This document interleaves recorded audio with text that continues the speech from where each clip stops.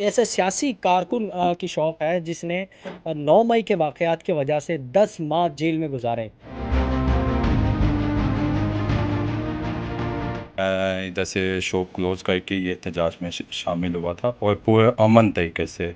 जिन्होंने तोड़-फोड़ के लिए आप लोगों को या आवाम को एंगेज करने की कोशिश की, लोगों को उकसाया। उसके बाद आपने उनको अपनी सफ़ों के अंदर तलाश किया? वो नज़र नहीं आए, वो ना जेलों में नज़र आए, ना इधर बाहिया में कहीं नज़र आए।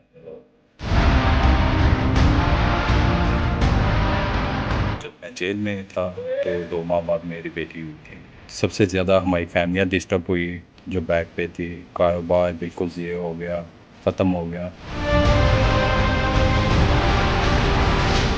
पार्टी को पैगाम भी भेजे हैं कि हमें जो सो थोड़ा सा सपोर्ट करें, खान साहब ही वज़ीर आज़म होंगे, यही हमारी उम्मीद है। बिस्मिल्लाहिर्रहमानिर्रहीम। अस्सलाम वालेकुम नाज़रीन। नज़ार न्यूज़ के साथ मैं हूँ वसीम अकरम। नाज़रीन, आज हम एक ऐसी शॉप पर मौजूद हैं जो एक ऐसे सियासी कारकुन की शॉप है जिसने 9 मई के वाक़यात की वजह से 10 माह जेल में गुज़ारे। आइए इनसे जानते हैं इन्होंने जेल में किस तरह वक़्त गुज़ारा, उसके बाद इनके हालात कैसे थे और इनके कारोबार को कितना नुकसान हुआ, इनकी फ़ैमिली को कितना नुकसान हुआ। आइए जानते हैं। अस्सलाम वालेकुम सर। जी, वालेकुम अस्सलाम। क्या नाम है सर आपका? मुबशर। अच्छा सर, ये बताइएगा आपकी सियासी पार्टी के साथ जो वाबस्तगी है वो किस तरह की वाबस्तगी थी? एज़ ए कारकुन, जिस तरह एक होता है जो लड़ने मरने के लिए तैयार होता है, ये आम पाकिस्तानी की सी हैसियत थी आपकी? मेरी ऑलमोस्ट आम पाकिस्तानी की हैसियत ही है, तो इसलिए ज़्यादा इसमें इन्वॉल्व नहीं हूँ मैं अच्छा। पार्टी के साथ। अच्छा, मुझे ये बताइएगा, जब 9 मई के वाक़यात में आपको गिरफ़्तार किया गया, आप उस वाक़ये में जो 9 मई के दिन यहाँ पर हुआ, कोर कमांडर हाउस के हवाले से जो वाक़या एक पेश आया, वहाँ पर जो तोड़-फोड़ की गई, आपका डायरेक्ट वहाँ कोई ताल्लुक था या आप वहाँ एहतजाज आपने किया, कोई तोड़-फोड़ की आपने? देखें, जिस तरह से खान साहब गिरफ्तार हुए तो ये चीज़ का तो दुख हुआ, जी। इस चीज़ का। तो लिहाजा मैं इधर से शॉप क्लोज़ करके ये एहतजाज में शामिल हुआ था और पूरे अमन तरीके से। तो उधर ही मैंने जो चीज़ें देखी कि चंद जो नौजवान हैं वो मुंतशिर कर रहे हैं अवाम को कि अवाम हमारे साथ जो सन वो तोड़ फोड़ में शामिल हो। ये चीज़ें मैंने जो से वो उधर देखी हैं। अच्छा, मुझे ये बताएँ, वो जिन्होंने तोड़-फोड़ के लिए आप लोगों को या आवाम को एंगेज करने की कोशिश की, लोगों को उकसाया, उसके बाद आपने उनको अपनी सफ़ों के अंदर तलाश किया कि वो जो सियासी पार्टी है, उस पार्टी के अपने कारकुनों के अंदर उनका शुमार होता है या लोग वो कहीं और से आए थे वो? वो नज़र नहीं आए, वो ना जेलों में नज़र आए हैं, ना इधर बाहिया में कहीं नज़र आए हैं वो लोग। अच्छा, आपने कितने माह इसके अंदर जेल के अंदर गुज़ारा और किस तरह का वक़्त गुज़ारा आपने जेल में? 10 माह गुज़ारे मैंने। तो हार्ड जो से वो फर्स्ट जो 2 माह थे वो बहुत ही हार्ड थे मेरे लिए, ख़ास तौर पे, क्योंकि मैं जिस हाल में पकाया गया था, मेरी जो सी वो बेगम की हालत इंतहाई सीरियस थी और मेरी बेटी जो सी है वो, जब मैं जेल में था तो 2 माह बाद मेरी बेटी हुई थी। तो इसलिए इंतहाई जो से मैंने मुश्किल में वो वक्त गुजारे जो स्टार्ट थे 2 से 3 माह। अच्छा, मुझे ये बताइएगा कि आपने मतलब इतना मुश्किल वक़्त जेल के अंदर गुज़ारा, तो जो वो वक़्त था, वो पार्टी जिसके लिए आपने इतना कड़ा वक़्त जेल के अंदर गुज़ारा, वो पार्टी ने आपको कोई पे बैक किया, उन्होंने सपोर्ट की आपकी? और उसके हवाले से आप क्या समझते हैं कि वो पार्टी से एफ़िलिएशन आपकी होनी चाहिए? अब आप मुस्तक़बिल में उस पार्टी के साथ रहेंगे या नहीं रहेंगे?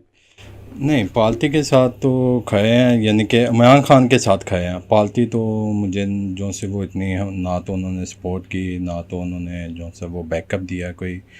तो क्योंकि फैमिलियाँ सबसे ज़्यादा हमारी फैमिलियाँ डिस्टर्ब हुई, जो बैक पे थी, कारोबार बिल्कुल ज़ीरो हो गया, ख़त्म हो गया। तो हम खड़े हैं वो इमरान खान के साथ, हम पार्टी के साथ नहीं खड़े। हम इमरान खान के बयानिए के साथ खड़े हैं हम, और आज उससे ज़्यादा मजबूती के साथ खड़े हैं जो 9 मई वाले दिन था। तो उससे ज़्यादा मजबूती के साथ खड़े हैं और इमरान खान जहाँ भी हमें बोलेंगे हम जो सब वो करने को तैयार हैं। जेल के अंदर जो आपने वक्त गुजारा वो किस तरह का, मतलब क्या आपके लिए दिक्कतें वहाँ पर आईं और क्या क्या आपको परेशानियों का सामना करना पड़ा वहाँ पर? परेशानियाँ तो एक नॉर्मल इंसान के लिए क्या हो सकती हैं, क्योंकि एक नॉर्मल इंसान को दहशतगर्द बना के जो से वो उसको एक माह के लिए नज़रबंद कर दिया जाए जेल में ही, तो उसके लिए क्या चीज़ें होंगी फिर। तो वो तो इंतहाई मुश्किल वक्त था हमारे लिए, कि जिसमें हमें जो से वो अपना खाना पीना भी भूल गया था कि हमने कुछ खाना पीना भी है। अच्छा, जेल में खाने के कैसे मतलब हालात थे? अच्छा खाना मिलता था या फिर वो बस वो कहते हैं जिस तरह के जेल में वो दालें मिलती हैं, वो दालें भी बहुत पतली होती हैं, तो इस तरह का क्या वहाँ पर खाने का इंतज़ाम था? खाना बस ऐसे ही है जैसे आपकी सोच है, लेकिन उसको हम ये है कि जब हमें थोड़ी सी सहूलत मिली 4-5 माह बाद, तो फिर हमने उसको खुद ही जो सन वो अंगीठियाँ मिली थी हमें, तो हमने खुद ही बनाना शुरू किया फिर खाना। अच्छा, आपको फिर किस तरह आपको रिहाई मिली? रिहाई मिलने का क्या सबब बना? इसके बारे में बताइएगा आप। हाई पीटीआई वकीलों का तो इन्होंने किया नहीं, कुछ सुनी भी नहीं कि पीटीआई वकील जो से ना हमें बेल दिलवा सकें। तो इन्होंने जो से ना वो प्राइवेट वकीलों का जो से वो हमसे डिमांड की कि आप अपने अपने प्राइवेट वकील करवाएं।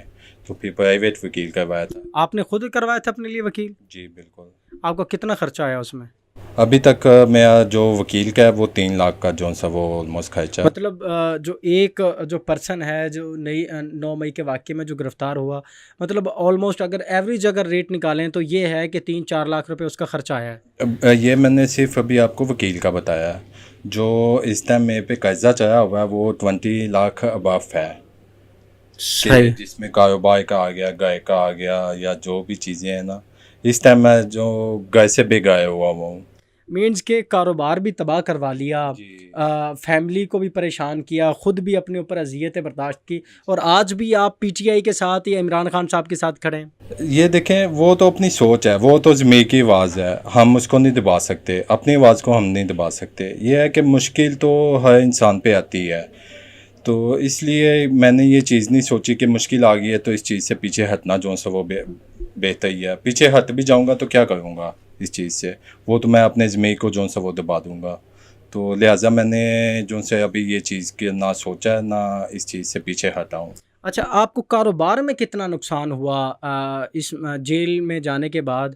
आपका कारोबार को कितना नुकसान हुआ? कारोबार अब आपको जब दोबारा आकर कारोबार शुरू करना पड़ा है, तो कितनी परेशानियों का सामना करना पड़ रहा है? कारोबार में आप यही कारोबार मेरा देख सकते हैं। जी। मेरा कारोबार माशाल्लाह जो सा ना वो ये था कि मैं अकेला जो सा वो काम संभाल लेता था, हर चीज़ जो सी है वो डेली का जो भी है ना सिस्टम सारा मेरा अकेले का होता था।